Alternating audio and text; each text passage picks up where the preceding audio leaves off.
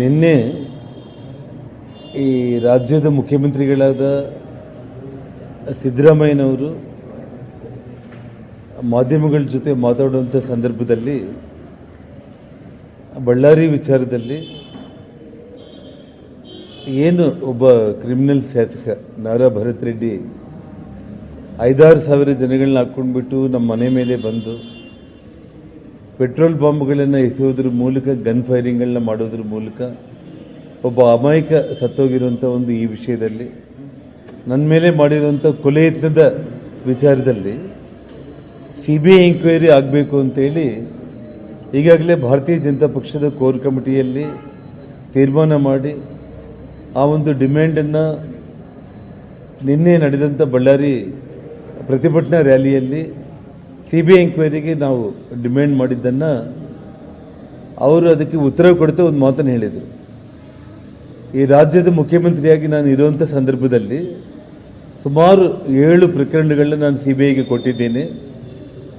BJP ಪಕ್ಷದವರು ಒಂದು ಕೇಸಾದರೂ ಕೂಡ CBI ಎಂಕ್ವೈರಿಗೆ ಕೊಟ್ಟಿದ್ದಾರೆ ಅನ್ನೋಂಥ ಒಂದು ಮಾತನ್ನು ಅವರು ಹೇಳ್ತಾ ಬಂದರು. ಯಡಿಯೂರಪ್ಪ ಅವರ ಸರ್ಕಾರದಲ್ಲಿ ಎಷ್ಟು CBI ಕೇಸ್ಗಳನ್ನ ಕೊಟ್ಟಿದ್ದಾರೆ, ಸಿದ್ದರಾಮಯ್ಯ ಅವರ ಸರ್ಕಾರದಲ್ಲಿ ಎಷ್ಟು CBIಗೆ ಅವರು ವಹಿಸಿದ್ದಾರೆ ಅನ್ನೋ ಪ್ರಶ್ನೆಗಿಂತ ಕೂಡ ಸಿದ್ದರಾಮಯ್ಯ ಅವರಲ್ಲಿ ಒಂದು ಪ್ರಾಮಾಣಿಕತೆ, ಈ ರಾಜ್ಯದ ಮುಖ್ಯಮಂತ್ರಿಯಾಗಿ ಕಾನೂನು ರಕ್ಷಣೆ ಮಾಡೋದಕ್ಕೆ ನಾನು ನಿಜವಾಗ್ಲೂ ಕೂಡ ಕಂಕಣಬದ್ಧನಾಗಿದ್ದೀನಿ ಅಂತೇಳಿ ತೋರಿಸೋದಕ್ಕೆ 7 ಪ್ರಕರಣಗಳನ್ನ ನೀವು CBIಗೆ ಕೊಟ್ಟಿರುವಂಥ ಮಹಾನುಭಾವ ಈ ಪ್ರಕರಣವನ್ನು CBI ಎಂಕ್ವೈರಿ ಕೊಡೋದಕ್ಕೆ ಯಾಕೆ ಹಿಂದೇಟಾಗ್ತಾ ಇದ್ದೀರಿ ಅಂದರೆ ನಿಮಗೆ ಇಷ್ಟೊತ್ತಿಗಾಗಲೇ ಗೊತ್ತಾಗಿದೆ ನಿಮ್ಮ ಶಾಸಕನೇ ಕೊಲೆ ಮಾಡಿಸಿದ್ದಾನೆ. ಇದರಿಂದ ಕಾಂಗ್ರೆಸ್ ಪಕ್ಷಕ್ಕೆ ಈಗಾಗಲೇ ಮುಜುಗರ ಆಗಿದೆ. ಕೇವಲ 3 ಪ್ರೈವೇಟ್ ಗನ್ಮ್ಯಾನ್ಗಳನ್ನ ಅರೆಸ್ಟ್ ಮಾಡೋದ್ರ ಮೂಲಕ CIDಗೆ ಕೊಡೋದ್ರ ಮೂಲಕ ಇದನ್ನು ಕಂಪ್ಲೀಟ್ ಜನರು ಮರೆಯೋಂಗೆ ಮಾಡಬೇಕು, ಶಾಸಕರನ್ನ ಬಂಧನ ಮಾಡಬಾರ್ದು ಅನ್ನೋಂಥ ನಿಮ್ಮ ಒಂದು ಕೆಟ್ಟ ಯೋಚನೆ ಇವತ್ತು ಇದರಿಂದ ಬಹಿರಂಗ ಆಗ್ತಾ ಇದೆ.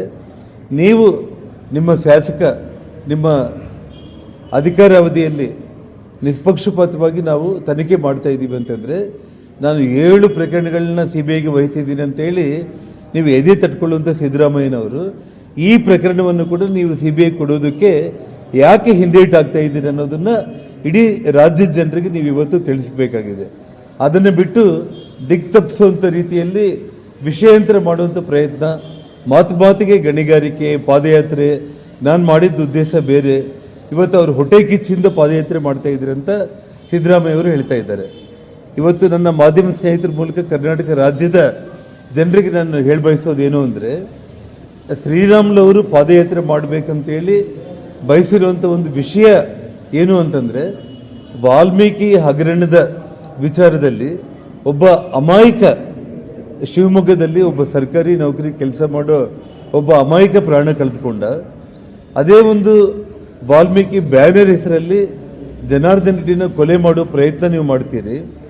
ಅದೇ ವಾಲ್ಮೀಕಿ ಬ್ಯಾನರ್ ಹೆಸರಲ್ಲಿ ಒಬ್ಬ ಶಾಸಕ ರಾತ್ರಿ 9 ಗಂಟೆಗೆ 5-6 ಸಾವಿರ ಜನರನ್ನು ಕರ್ಕೊಂಡು ಬಂದು ಮನೆ ಮೇಲೆ ಫೈರಿಂಗ್ ಮಾಡಿ ಪೆಟ್ರೋಲ್ ಬಾಂಬ್ಗಳನ್ನು ಎಸೆಯೋದ್ರ ಮೂಲಕ ಅವರ ಕಾರ್ಯಕರ್ತರನ್ನೇ ಅವರು ಪ್ರೈವೇಟ್ ಗನ್ಮ್ಯಾನ್ಗಳ ಮೂಲಕ ಸಾಯಿಸಿ ಅದನ್ನು ನಮ್ಮ ಮೇಲೆ ಹಾಕಿ ಇಡೀ ರಾಜ್ಯದಲ್ಲಿ ಗೊಂದಲ ಸೃಷ್ಟಿ ಮಾಡಬೇಕಂತೇಳಿ ಮಾಡಿರುವಂಥ ಒಂದು ವಿಚಾರದಲ್ಲಿ ವಾಲ್ಮೀಕಿ ಹೆಸರಲ್ಲಿ ಇನ್ನೆಷ್ಟು ಅಮಾಯಕರ ಪ್ರಾಣ ನೀವು ತಗೊಳ್ಳೋದಕ್ಕೆ ಪ್ರಯತ್ನ ಮಾಡ್ತೀರಿ ಅನ್ನುವಂಥ ಒಂದು ವಿಚಾರದಲ್ಲಿ ಶ್ರೀರಾಮುಲವರು ಇವತ್ತು ಆ ಜನಾಂಗದ ಒಬ್ಬ ದೊಡ್ಡ ನಾಯಕನಾಗಿ ಈ ರಾಜ್ಯದಲ್ಲಿ ಬಳ್ಳಾರಿಯಿಂದ ಬೆಂಗಳೂರಿಗೆ ಪಾದಯಾತ್ರೆ ಮಾಡುವಂಥ ಒಂದು ಬಯಕೆ ಅವರಲ್ಲಿ ಇದ್ದಿತ್ತು.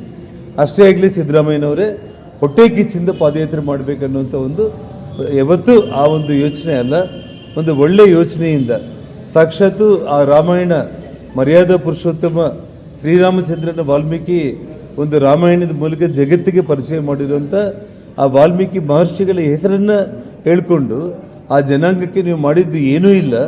ಆದರೆ ವಾಲ್ಮೀಕಿ ಹೆಸರಲ್ಲಿ ಇನ್ನೆಷ್ಟು ಮಂದಿ ಕೊಲೆ ಮಾಡ್ತೀರಿ, ಇನ್ನೆಷ್ಟು ಮಂದಿ ಪ್ರಾಣ ತೆಗಿತೀರಿ ಅಂತೇಳಿ ಆ ಒಂದು ಉದ್ದೇಶದಿಂದನೇ ಶ್ರೀರಾಮುಲವರು ಪಾದಯಾತ್ರೆ ಮಾಡಬೇಕಂತೇಳಿ ತೀರ್ಮಾನ ಮಾಡಿದ್ದನ್ನು ಪಕ್ಷದ ದೃಷ್ಟಿಗೆ ತಗೊಂಡು ಬಂದಿದ್ದನ್ನು ಇವತ್ತು ಮಾಧ್ಯಮಗಳ ಮೂಲಕ ಸಿದ್ದರಾಮಯ್ಯವರ ಒಂದು ಪ್ರಶ್ನೆಗಳಿಗೆ ನಾನು ಉತ್ತರ ಕೊಡೋದಕ್ಕೆ ಇವತ್ತು ಈ ಮಾಧ್ಯಮಗೋಷ್ಠಿಯನ್ನು ಮಾಡಿರುವಂಥದ್ದು.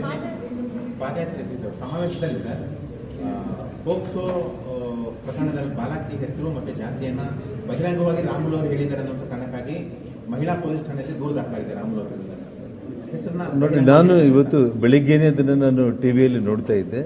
ಅಲ್ಲಿ APMC ಪೊಲೀಸ್ ಇನ್ಸ್ಪೆಕ್ಟರು ರಾಮುಲು ಅವ್ರ ಮೇಲೆ ಕೇಸ್ ಕೊಟ್ಟಿದ್ದಾರೆ ಅಂತೇಳಿ. ಅದೇನಾದರೂ ಇದ್ರೂ ಕೂಡ ಅದನ್ನು ಕಾನೂನು ಪ್ರಕಾರ ಅದನ್ನು ನಾವು ಫೇಸ್ ಮಾಡ್ತೀವಿ. ನೋಡಿ, ಈಗಾಗಲೇ ಸನ್ಮಾನ್ಯ ವಿಜೇಂದ್ರ ಅವರು ಮಾಧ್ಯಮಗಳಲ್ಲಿ ಮತ್ತು ರಾಜ್ಯಾಧ್ಯಕ್ಷರು ನಮ್ಮ ಬಳ್ಳಾರಿ ರ್ಯಾಲಿಯಲ್ಲಿ ಕೂಡ ಅವ್ರು ಹೇಳಿದ್ದಾರೆ. ಎಂಟೈರ್ ಕೋರ್ ಕಮಿಟಿಯಲ್ಲಿ ಎಲ್ಲ ಪಕ್ಷದ ನಾಯಕರುಗಳೆಲ್ಲರೂ ಕೂಡ ಸೇರಿ ಒಕ್ಕರ್ಲಿನಿಂದ ಪಾದಯಾತ್ರೆ ಮಾಡಬೇಕು ಅನ್ನೋಂಥ ಒಂದು ತೀರ್ಮಾನ ಇದಾಗಿರುವಂಥದ್ದು. ಇವತ್ತು ನಾಳೆ ಅಲ್ಲಿ ರಾಷ್ಟ್ರೀಯ ಅಧ್ಯಕ್ಷರ ಚುನಾವಣೆ ಇರೋ ಕಾರಣ 20ರ ನಂತರ ಇವತ್ತು ಸನ್ಮಾನ್ಯ ವಿಜೇಂದ್ರ ಅವರು ದೆಹಲಿಗೆ ಅವರು ಹೋಗ್ಬಿಟ್ಟು ಮುಂದಿನ ಹೋರಾಟ ಪಾದಯಾತ್ರೆದ ಬಗ್ಗೆ ಒಂದು ದಿನಾಂಕವನ್ನು ನಿಗದಿಪಡಿಸ್ಕೊಳ್ಳುವಂಥ ಕೆಲಸ ಮಾಡ್ತೀವಿ ಅಂತೇಳಿ ಈಗಾಗಲೇ ಅವ್ರು ಹೇಳಿದ್ದಾರೆ. ಖಂಡಿತವಾಗ್ಲೂ ಕೂಡ ಇವತ್ತು CBI ಎಂಕ್ವೈರಿಗೆ ನಾವು ಕೊಡಿ ಅಂತಂದರೆ ಇವತ್ತು ಬಳ್ಳಾರಿಯಲ್ಲಿ ಅವರು ಹೊಟ್ಟೆ ಕಿಚ್ಚಿಂದ ಪಾದಯಾತ್ರೆ ಮಾಡ್ತಾರೆ, ಅವರು ತುಂಬ ಕೆಟ್ಟ ಉದ್ದೇಶ ಇಟ್ಕೊಂಡಿದ್ದಾರೆ ಅಂತೇಳಿ ಇವತ್ತು ಈ ರಾಜ್ಯದ ಮುಖ್ಯಮಂತ್ರಿ ಎಲ್ಲ ಮೀಡಿಯಾಗಳಲ್ಲಿ ಸಾವಿರಾರು ಮಂದಿ ಮನೆ ಮೇಲೆ ದಾಳಿ ಮಾಡಿಬಿಟ್ಟು ಫೈರಿಂಗ್ ಮಾಡಿ ಒಬ್ಬ ಕಾರ್ಯಕರ್ತನ ಕೊಲೆ ಮಾಡಿ ನನ್ನ ಕೊಲೆಯತ್ತ ಮಾಡಿ ನನ್ನ ಮನೆ ಮೇಲೆ ಪೆಟ್ರೋಲ್ ಬಾಂಬ್ಗಳು ಎಸೆತ ಮಾಡಿದ್ದನ್ನು ಇಡೀ ಜಗತ್ತೇ ನೋಡಿದ್ರು ಕೂಡ ಈ ರಾಜ್ಯದ ಮುಖ್ಯಮಂತ್ರಿ ಆ ವಿಷಯ ಬಗ್ಗೆ ಪ್ರಸ್ತಾಪ ಮಾಡಿಲ್ದಂಗೆ ನಾನು 7 ಪ್ರಕರಣಗಳನ್ನ CBI ಎಂಕ್ವೈರಿ ಕೊಟ್ಟಿದ್ದೀನಿ. ಈ ಪ್ರಕರಣವನ್ನು ತಪ್ಪಿಸೋದಕ್ಕೆ ಯಾಕೆ ಯೋಚನೆ ಮಾಡ್ತಾ ಇದ್ದೀರಿ?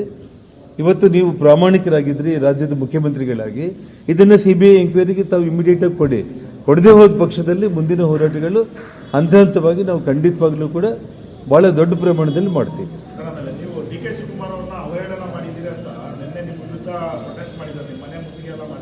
ನೋಡಿ ಬ್ರದರ್, ನಾನು ಒಂದು ಮಾತನ್ನು ಹೇಳ್ತೀನಿ. DK ಶಿವಕುಮಾರ್ ಅವರು ಅವರ ಸ್ವಂತ ಇಮೇಜ್ಗೋಸ್ಕರ ಅವರು RCB ಕಪ್ ವಿಚಾರದಲ್ಲಿ ಅಲ್ಲಿ 10-12 ಮಂದಿ ಡೆತ್ ಆದರೂ ಕೂಡ ಒಳಗಡೆ ಮೈಕ್ ಇಟ್ಕೊಂಡು ಭಾಷಣ ಮಾಡಿರುವಂಥ ಈ ರಾಜ್ಯದ ಉಪಮುಖ್ಯಮಂತ್ರಿ DK ಶಿವಕುಮಾರ್ ಅವರು ಒಬ್ಬ ಶಾಸಕನ ಮೇಲೆ ಇವತ್ತು ಗುಂಡಿನ ದಾಳಿ ನಡೆಸಿ ಮನೆ ಮೇಲೆ ಪೆಟ್ರೋಲ್ ಬಾಂಬ್ಗಳು ಎಸೆತಾಗ ಒಬ್ಬ ನಿಮ್ಮ ಕಾಂಗ್ರೆಸ್ ಕಾರ್ಯಕರ್ತ ಡೆತ್ ಆಗಿದ್ದರೂ ಕೂಡ ಜನಾರ್ದನ್ ರೆಡ್ಡಿಗೆ ಸೆಕ್ಯೂರಿಟಿ ಅಮೆರಿಕ, ಜಪಾನ್, ಚೈನಾದಿಂದ ತರಿಸ್ಕೊಳ್ಳಿ ಅಂತ ಹೇಳ್ತಾ ಇರುವಂಥ DK ಶಿವಕುಮಾರಿಂದ ಮನೆ ಮುತ್ತಿಗೆಗಳು ಇಂಥವೆಲ್ಲವುದನ್ನು ಕೂಡ ನಿರೀಕ್ಷೆ ಮಾಡದೆ ಇನ್ನೇನು ನಾವು ನಿರೀಕ್ಷೆ ಮಾಡಲಿಕ್ಕೆ ಸಾಧ್ಯ?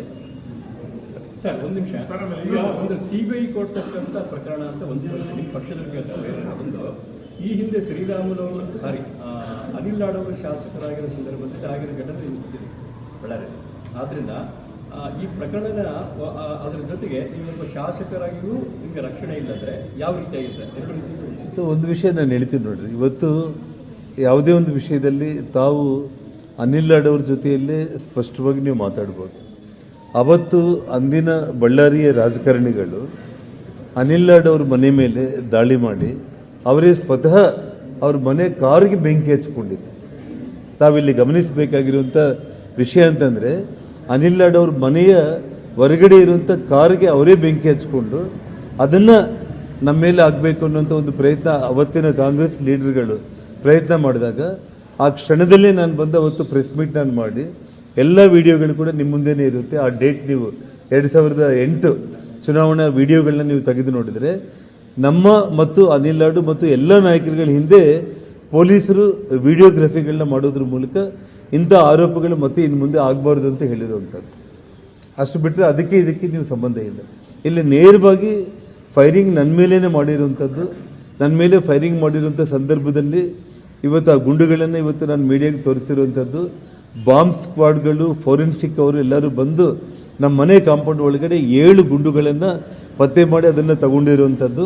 ಮತ್ತು ಒಬ್ಬ ಅಮಾಯಕ ಕಾಂಗ್ರೆಸ್ ಕಾರ್ಯಕರ್ತರನ್ನ ಬರೆತ್ ಸಮಕ್ಷಮದಲ್ಲೇ 4-5 ಅಡಿ ಡಿಸ್ಟೆನ್ಸಲ್ಲೇ ಆ ಪ್ರೈವೇಟ್ ಗನ್ಮ್ಯಾನ್ ಇವತ್ತೇನು ಫೈರ್ ಮಾಡಿದಾರಲ್ಲ, ನಾನೊಂದು ವಿಡಿಯೋ ರಿಲೀಸ್ ಮಾಡಿದ್ದೆ ನಿಮಗೆ. ಏನು ಆ ಹುಡುಗ ಹಿಂತಿರುಗಿ ಓಡ್ತಾ ಇದ್ದರೆ ಆ ಫೈರಿಂಗ್ ಆದಾಗ ಅವನು 2 ಕೈ ಎತ್ತಿ ಕೆಳಗಡೆ ಬಿದ್ದಿದ್ದನ್ನು ಇವತ್ತು ಬೆಳಗ್ಗೆ ಒಂದು ವಿಡಿಯೋ ಬಂದಿದೆ, ಅದನ್ನು ಇನ್ನೂ ಪರಿಶೀಲನೆ ಮಾಡ್ತಾ ಇದ್ದೀವಿ.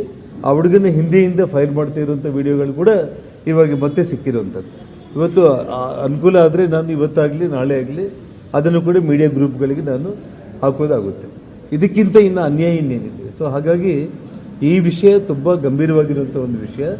ಸಾವಿರಾರು ಮಂದಿ, ಇದೇನು ಶ್ರೀಲಂಕಾನ ಮನೆ ಮೇಲೆ ಬಂದು ದಾಳಿ ಮಾಡಿ ಪ್ರಧಾನಮಂತ್ರಿಗಳ ಮನೆ ಮೇಲೆ ದಾಳಿ ಮಾಡಿಬಿಟ್ಟು ಎಲ್ಲ ಲೂಟಿ ಮಾಡಿಕೊಂಡು ಓಡಿಸುವಂಥ ಕೆಲಸಕ್ಕೆ ಇವತ್ತು ಈ ರಾಜ್ಯದಲ್ಲಿ ಆಗ್ತಾ ಇದೆ ಅಂತಂದರೆ ಇವತ್ತು ಮುಖ್ಯಮಂತ್ರಿಗಳು ಮಾತಾಡ್ತಾ ಇರುವಂಥ ಮಾತುಗಳು 7 ಪ್ರಕರಣಗಳು ನೀವು ಸಿ ಬಿ ಐ ಕೊಟ್ಟಾಗ ಈ ಪ್ರಕರಣ ಸಿ ಬಿ ಐ ಕೊಟ್ಟು ಇವತ್ತು 100ಕ್ಕೆ 100 ನೀವು ಮನೆಗೆ ಹೋಗ್ತಾ ಇರೋದು ಗ್ಯಾರಂಟಿ. ನೀವು 5 ಗ್ಯಾರಂಟಿಗಳು ಏನು ಕೊಟ್ಟಿದ್ದೀರಲ್ಲ, ಆ 6ನೇ ಗ್ಯಾರಂಟಿ ಏನಪ್ಪ ಅಂದರೆ ಸಿದ್ದರಾಮಯ್ಯ ಅವರು ಮನೆಗೆ ಹೋಗೋದು.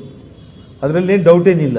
ಹೋಗೋ ಮುಂಚೆ ಎದೆ ತಟ್ಕೊಂಡು ಒಬ್ಬ ಪ್ರಾಮಾಣಿಕ ಮುಖ್ಯಮಂತ್ರಿಯಾಗಿ ಇವತ್ತು ಒಬ್ಬ ಕೊಲೆಗಡಿಕ ಶಾಸಕನನ್ನು ಇವತ್ತು ನಾನು ಸಿ ಬಿ ಐ ಎಂಕ್ವೈರಿ ಕೊಟ್ಟಿದ್ದೀನಿ ಅಂತೇಳಿ ಪ್ರೂವ್ ಮಾಡಿಕೊಂಡು ದಯಮಾಡಿ ಮನೆಗೆ ಹೋಗಿ ಗೌರವದಿಂದ 4 ಮಂದಿ ನಿಮ್ಮನ್ನು ನೋಡಿದರೂ ಕೂಡ ತುಂಬ ಪ್ರಾಮಾಣಿಕವಾಗಿ ಅವ್ರು ಕೆಲಸ ಮಾಡಿದ್ರು ಅಂತ ಅನಿಸ್ಕೊಳ್ಳಿ ಅಷ್ಟೇ.